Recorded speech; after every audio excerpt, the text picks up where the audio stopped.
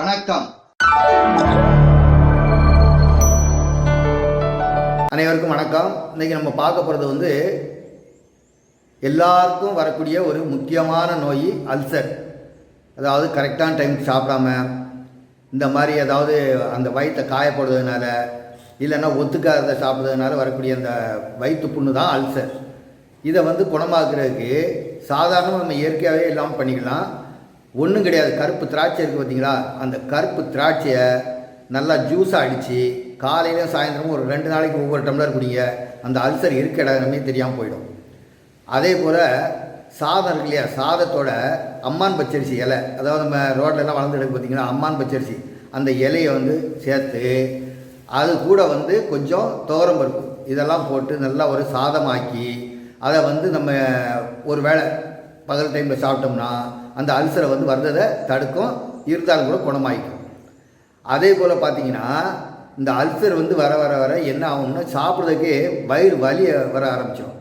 அப்போ அந்த அந்த வயிற்றில் அந்த புண்ணு ஏதாவது ஒரு எஃபெக்டை கொடுத்து சாப்பிடவே விடாது. அந்த மாதிரி ரொம்ப மோசமாக இருக்கிறவங்க தேங்காய் பாலை எடுத்து அதை வாயை கொப்பளிக்கவும் செய்யலாம். கொப்பளிச்சாங்கன்னா அந்த தொண்டையில் உள்ள புண்ணு கூட சரியாகும். அதே போல் அந்த வயிற்றில் உள்ள அந்த அல்சரம் நல்லா உடனே குணமாகும்.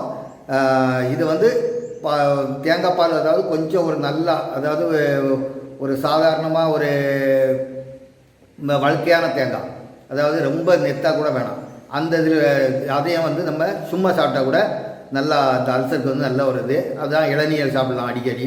அதே போல் பார்த்திங்கன்னா இந்த புளியம் பட்டை இருக்குது பார்த்தீங்களா, இந்த புளியம் பட்டையை நல்லா கல்லுப்பு போட்டு நல்லா கஷாயம் எடுத்து இதை குடித்து வந்தாங்கனாலும் அல்சர் உடனே குணமாகும். அதே போல் இந்த கீழாநெல்லி அரைச்சி குடித்தாலும் உங்களுக்கு அல்சர் குணமாகும். அதே போல் நம்ம இந்த குட்டி தக்காளின்னு சொல்லுவாங்க, குட்டி தக்காளி கீரைன்னு சொல்லுவாங்க, அந்த அதாவது மணத்தக்காளின்னு சொல்லுவாங்க இல்லையா, அந்த மணத்தக்காளி கீரையை நல்லா ஜூஸ் வச்சு குடித்தாலும் அது உடனே நல்லா அந்த அல்சர்லாம் உடனே குணமாகும். இதெல்லாம் இயற்கையாக நமக்கு கிடைக்கக்கூடியது.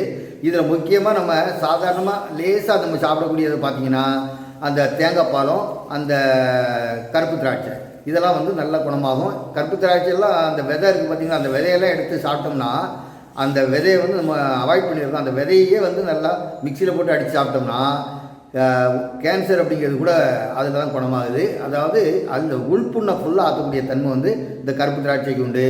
அதனால் இதில் உள்ளதில் ஏதாவது ஒரு டிப்ஸை செஞ்சு சாப்பிட்டு அந்த அல்சரை குணம் பண்ணி பலன் பெறணும்னு வேண்டி கேட்டுக்கிறேன்.